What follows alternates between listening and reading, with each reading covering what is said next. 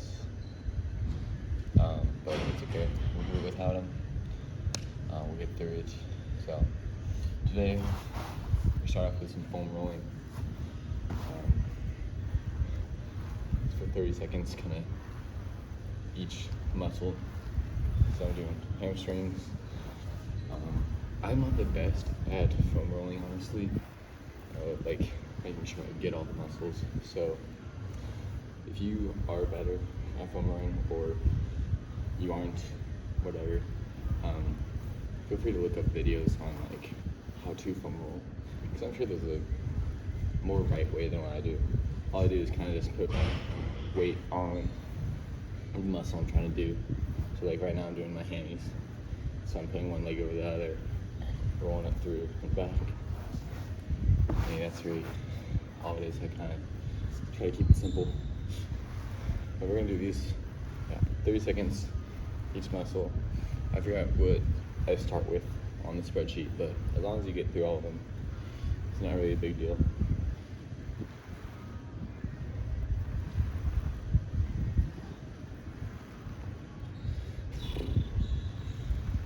So for today, it's not really about, going hard in the gym like it usually is. Max effort is what I always say, but today we're kind of using, our efforts towards recovery and mobility. That's the name of the day. But yeah, so what we're really trying to do is just go through the movements and make them matter, I guess. So after this, we're gonna start off with some walking overhead lunges. So we'll do that. That's kind of the only time that we're using a weight, I guess. But really that's for a lot of core stabilization and also your shoulder. But for that one, we're not even trying to put on that much weight. Just like what you're kind of comfortable with, but it still feels kind of like you have to mentally think about it.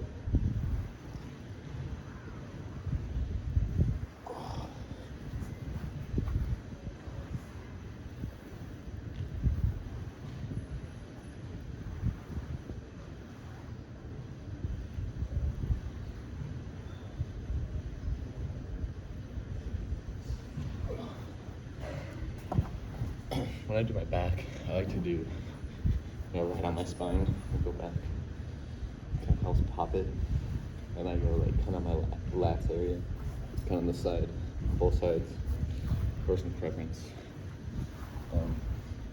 You can do however you want. Right. Just my quads, these usually hurt.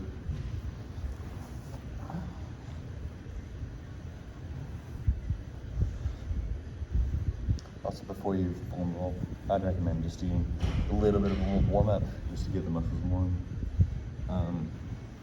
I biked here, so that kind of does my warm up. But yeah, just like 5 minutes walking on the treadmill, seated bike. I'll usually say that do walking on the treadmill or stationary bike. Those are the easiest things you can do.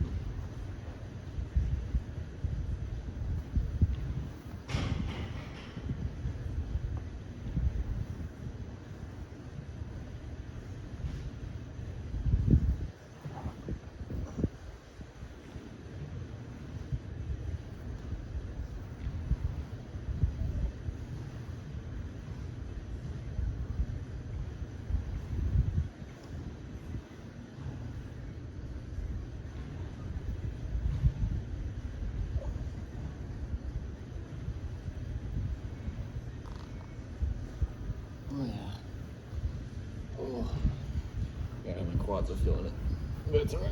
And then we'll finish off with calf foam.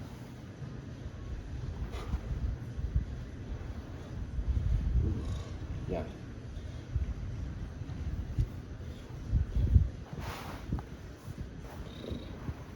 Played a bit of sand volleyball yesterday. Some of the D1 girls, and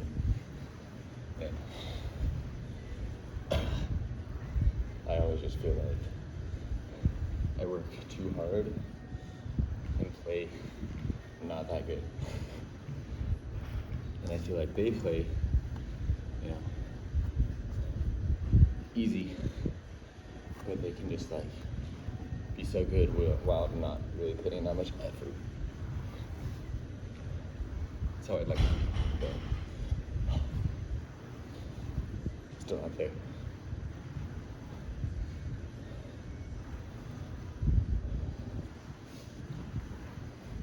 Another note while you're foam rolling, I'm not sure if it was like apparent or whatever, but you want to keep the muscle relaxed. You don't want to be tightening up the muscle while you're trying to foam roll. I mean, that might be a given, but like, I don't know. Some people might want to tense it up when they foam roll, just because, you know, it kind of hurts you, like, trying to tense up, but I like when I'm trying to stay loose. Alright, so we're going to get into some overhead walking lunges. I'll lead you through it, and yeah, we'll do that. Alright, we'll do some overhead walking lunges. For the first one, I'll do it without a weight, just because I want to demonstrate that, you know, it's okay to not do it with a weight. Also, when warming up, you know, maybe your first set you've ever done, don't do it with a weight, because you can get the movement down. But really what this is about is keeping your core tight, shoulders stable, and like, I don't know, a strong form while moving. So we're gonna do, I think I said like 6 each arm. So we're literally just doing a lunge while keeping one hand above your head, but keeping that one hand above your head super strong, locking down with the core. So we'll do it now.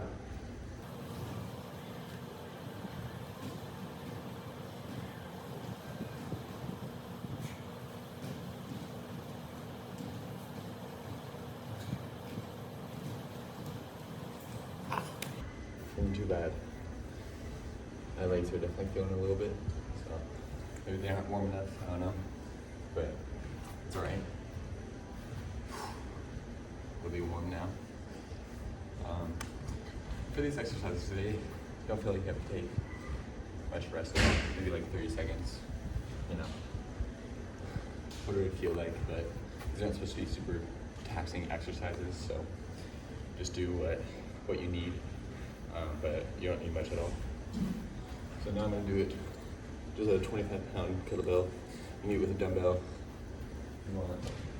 I wouldn't use anything really else. I don't think there's really any other good options. But yeah, 25. You're holding it. Just put it behind your wrist like this. Do your best. If you're doing a kettlebell, dumbbell doesn't really matter.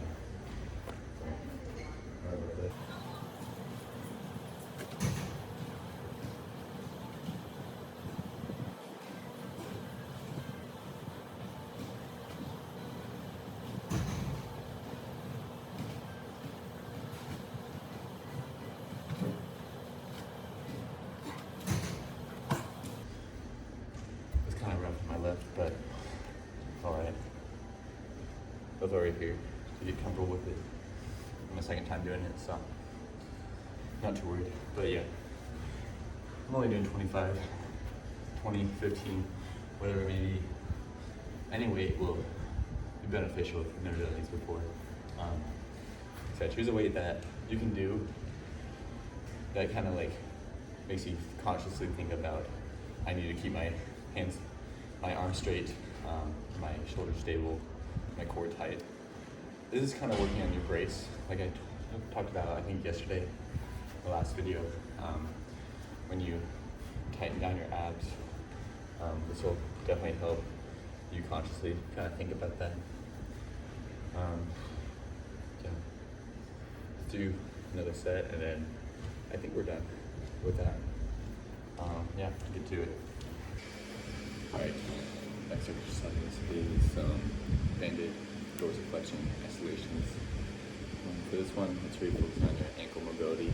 So I have my band here, got it for like $1 or so off some cheap website. I'm wrapping it around here. Bring the box over them.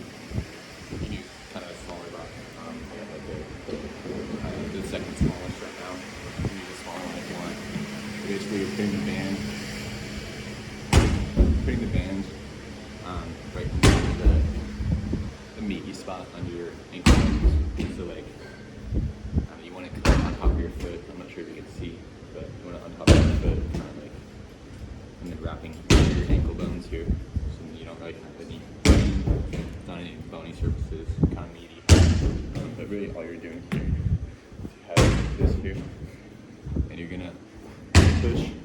forward, bending the ankle, and we're gonna do this for 10 each leg for 2 sets. So there you go. We're pushing as far as we can. You might want to just hold it for like a couple seconds.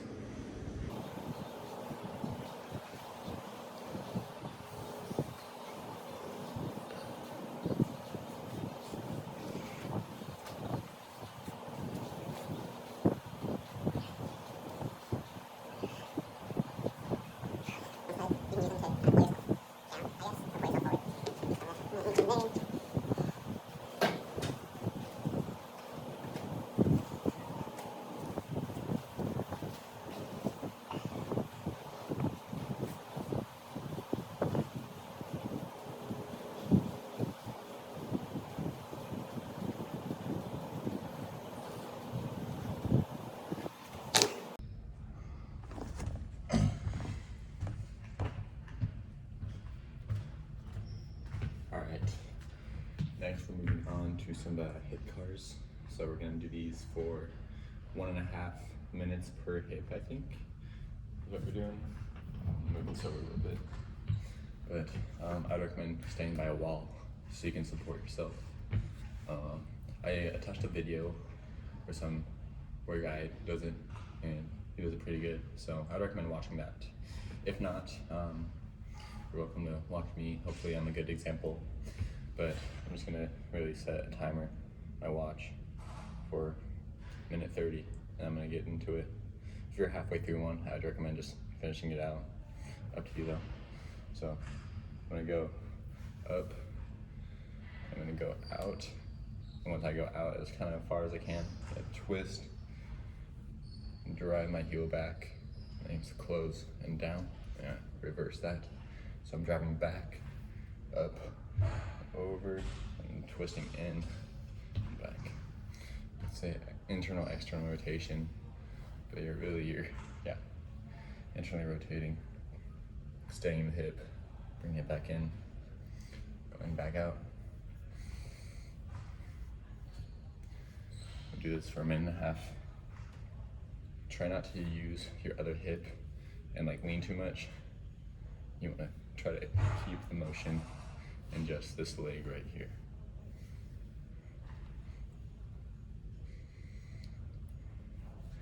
My hips have always been kind of bad, so this is great for me.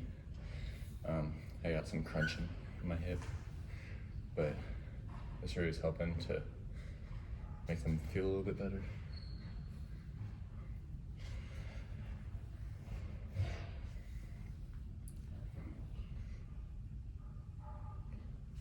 I just recommend for these, you can be on your phone if you want to, whatever. I would just be really purposeful with what you do. So don't just go through the motions. You want to really think about driving your leg back, getting it over, bring it back. All right, that was 1.5 minutes for that leg. I'm gonna do the other leg, then move on.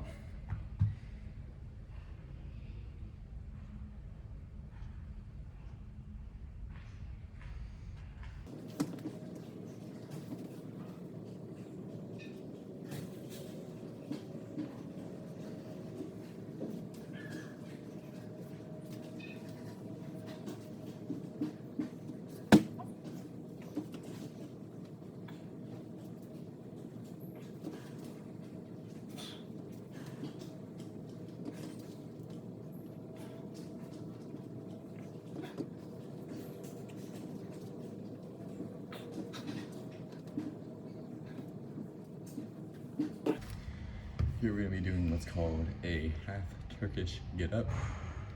This is my second time doing these, so bear with me here. So it's a little bit complicated of a movement, not really, just, gotta get it down, gotta learn it. But we're going to do 5 on each side for I think 2 or 3 sets. You can do these with a weight, without a weight.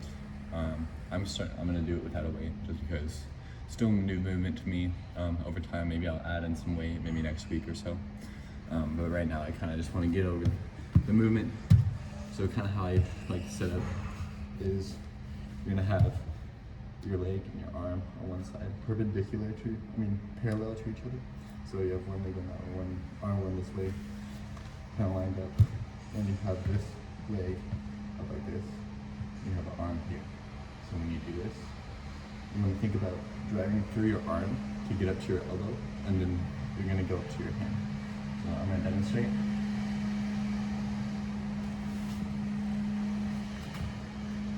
So this whole time, you're keeping your arm, this arm, you're going to really extend it as much as you can. And then on this arm, you want to have a really strong shoulder. So right here, I'm lined up, I'm really strong. You know, I'm pretty immobile in this position. So when you go up, you're going to be really firm. Okay? We do that for 4 more, and then switch sides. So let's do it.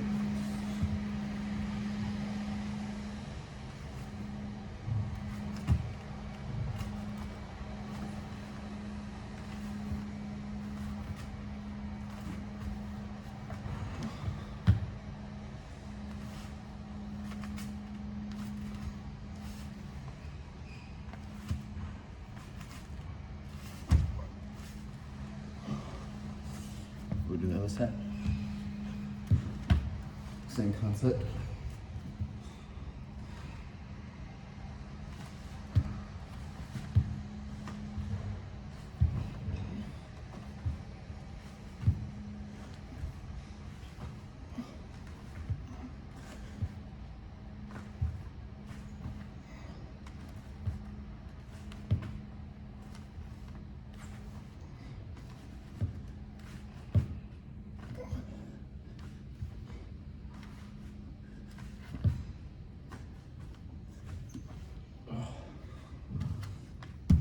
Something about me, I'm a really bad counter when I'm doing sets.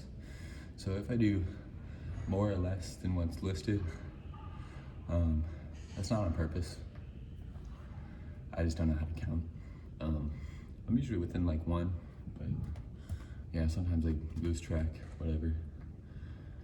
Yeah, but really what this is using your core strength to get yourself up, and then also when we add in a weight, even when we don't have a weight, teaching that shoulder stability in both shoulders, one on the ground, one in the air. All right, moving to the next set.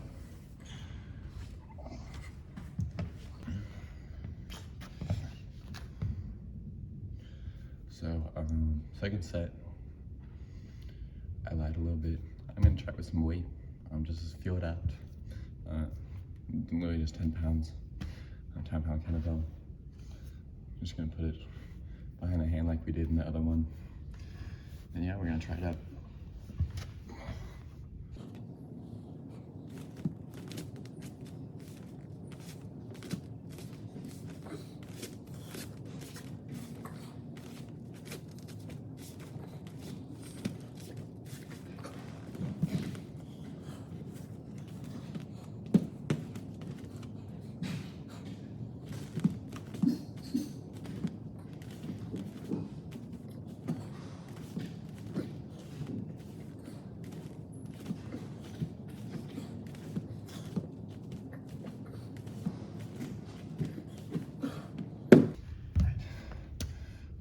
Set, and then we'll do the next exercise.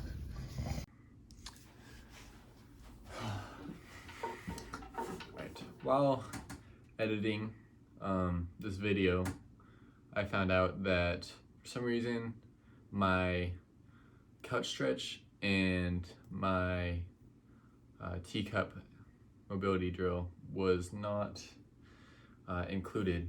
I'm not sure where those videos went. I know I took them, but maybe they just didn't upload correctly and they got deleted. But anyways, I'm gonna redo it here. So we're gonna start off with the couch stretch in my apartment. I'm just gonna show a little bit how to do this. So, all right, couch stretch. So I'm sure some of you have heard of it before. Couch stretch is basically where you have your knee on the ground and you have your foot elevated. You can do it on your couch, which is why they call it the couch stretch, basically, I think. Literally putting your foot there, and you want to have, I have my knee on the pad. Usually I would recommend using a pad just because you're gonna be holding this for like a minute, so you really don't want to be, you know, uncomfortable any more than you need to be. But so I'm putting my foot up on the back, knee is on the pad, and what really makes this a stretch is you want to tilt your pelvis forward, kind of like squeezing your glutes. But you see, like right here, I'm kind of just in a comfortable spot. Once I push forward there, I feel all down my leg. My quad is just stretching. So we're gonna hold this for a minute. I don't have my timer on me right now. I'll estimate it. But yeah, I'll hold it for a minute. And kind of what this is supposed to do is just increase. It's really good for your knee, also your hip as well. You'll feel stretches mainly in those two places. But this is one of the only stretches where you'll have your quad in a whole like lengthened position, which is super good. All right. Hopefully you can see my face in this one. If not, I apologize. Basically, for the teacup mobility exercise, I do not have a 2.5 or 5 pound plate here. I'm using a speaker. But really, yeah, 2.5 or 5 pounds works great. I would start with 2.5 if you haven't done this before. But for the teacup, you're literally going throughout all range of motions of shoulders. So I go like through here, back, up, and over your head. Try not to hit my fan, and then you're gonna go back through again. We're gonna do this for 5, going each way. And so like, try not to grab the weight. I mean, this is a speaker, it's gonna roll pretty well, but you want to weight basically flat on your hand, and you want to go like this. So you really want to just keep it flat, and whatever weight you can do. 2.5, if you can do that, that's great. If you can, you know, if you need to do no weight, that's great too. Just try to like put anything on your hand that's flat, a book maybe, like, or like a little notebook, not a huge textbook, like obviously not doing that much weight, but literally just going around. And reversing it is just the same thing. You're going above your head, going around, going down through. When you do the same on the other side, you're going up, around, and through, just like that. Five times that way. Going back, 5 times that way. Try not to lean if you're back here. Try to keep it flat, because you want to work your shoulder. You don't want to try to cheat or anything like that. So if you see yourself cheating a little bit, if you're at like 5 pounds, go down and weight. Make sure you control this movement. It's not about moving a bunch of weight. It's about being in control with your shoulder movement. All right, hopefully that helps. Sorry that the original video got deleted. But yeah, I'll make sure to check videos in the future when I make them. Thanks everyone for watching. Something I did want to talk about before we end today's video is kind of about the times, or how long it takes for each workout. So I would basically give yourself for each workout, probably, especially if you're starting out, around an hour and a half, maybe on leg day, the heavy leg day, a little bit more, just because legs takes a while. Today I took about an hour. You can definitely do this one in an hour. You know, I think you can do any of them in an hour, really. But yeah, if you're just starting out and it's your first time doing them, you know, first starting out a workout split, it's always gonna take a while to get used to. So give yourself an hour and a half or so. Feel free to, you know, I don't want you to rush through it. Take your time. Anyways, I'll see you tomorrow for back day.